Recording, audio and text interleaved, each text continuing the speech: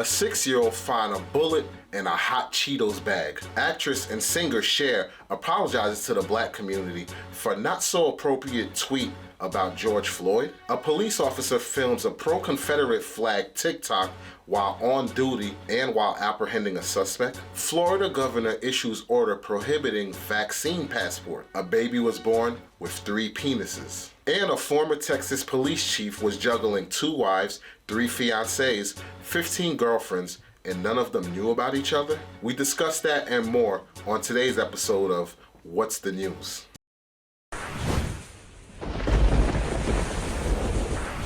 Before I start the video, I gotta give a special thank you to Erica. Y'all seen her on the videos, financial literacy videos, the debate on the school.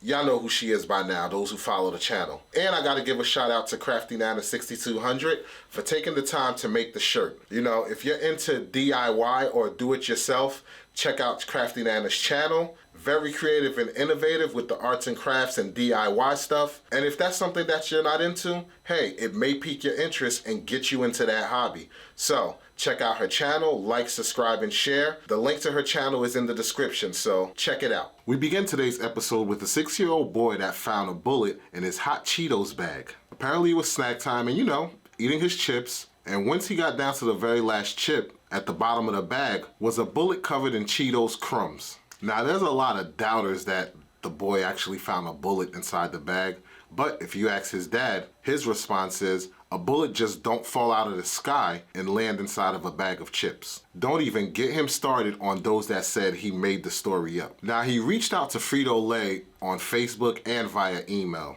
and it didn't take long for them to get back to him. And their response was, we take these matters very seriously. Now, the father did say they're sending him some kind of kit for some sort of testing. I mean, I don't know what kind of testing you're gonna do, but hey, that's the actions that they're taking currently. And the crazy thing is, he's not looking for compensation. He just wanna make sure that something like this never happens again. I mean, me personally, I don't understand how something like this could have happened. If this was my child who possibly could have lost a tooth or, God forbid, swallow it, I don't know what my reaction would have been. But hey, what do you guys take? If you would have found a bullet in your child's bag of chips, how would you have reacted? So Cher has caught a lot of backlash recently about a tweet that she made on the George Floyd murder. So her tweet, and I'm paraphrasing here, she suggested that she could have prevented the killing of George Floyd, who died in police custody in Minneapolis. What sparked this tweet? The Derek Chauvin trial of the George Floyd murder. Rest in peace, George Floyd.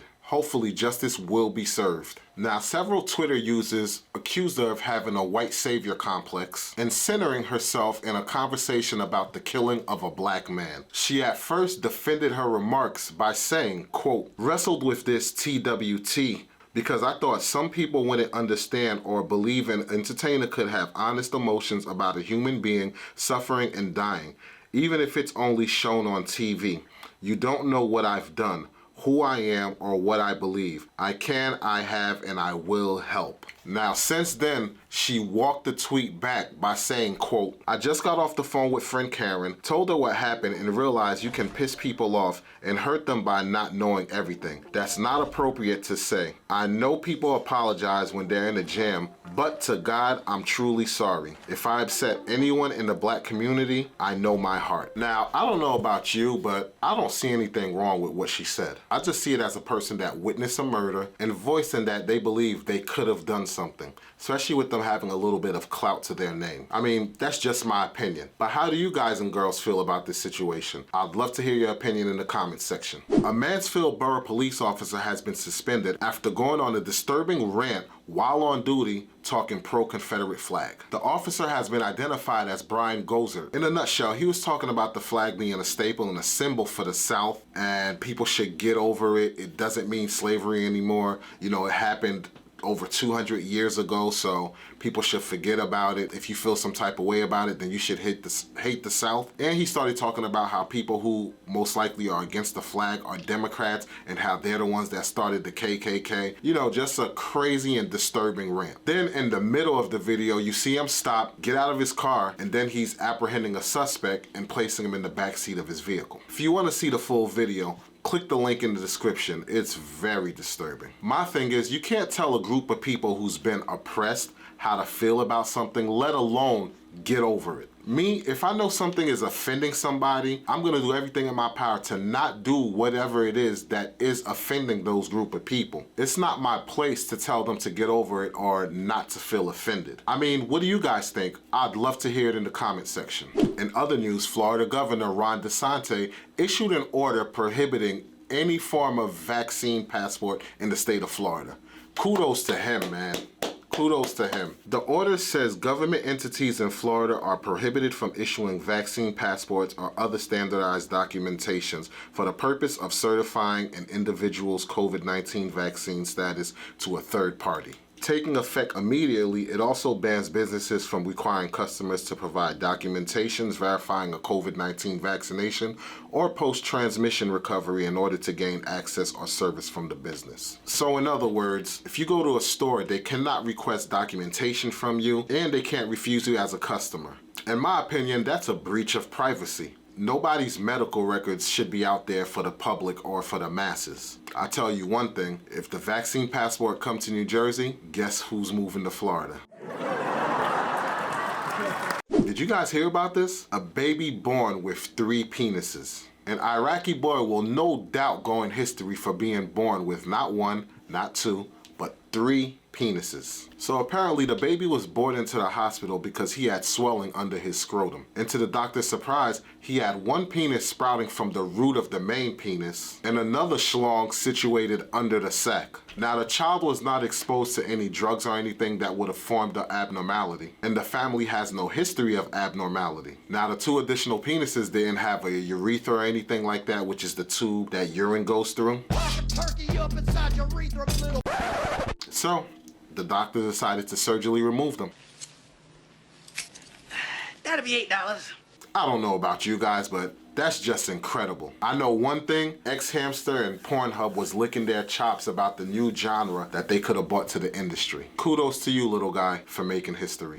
And on to the news of the day. A former Texas chief was juggling 2 wives, 3 fiancés, and 15 girlfriends, and somehow none of them knew about it. The man has been identified as Jason Collier. Now he has been arrested after being put on administrative leave, and he later resigned. And you're probably asking, why was he arrested? Cheating isn't a crime. Well, he's being arrested for fraudulent marriage annulment papers. Apparently, one of his fiancées found out about him being married, and he told said fiancée that the marriage was annulled. And through a text message, he sent the annulment papers. She then went to verify the annulment papers and found out that those annulment papers were fake. And my friends, faking government documents is something you do not want to do. Now here's my take on the whole 2 wives, 3 fiancés, and 15 girlfriends. That man right there needs to teach your boy. Nah, all jokes aside, I don't think no man on the planet can juggle 20 women and not get caught, or they didn't know about each other. I mean, for him to match all his stories 24/7 around the clock, realistically, I mean, us men, we literally forget something that we just seen.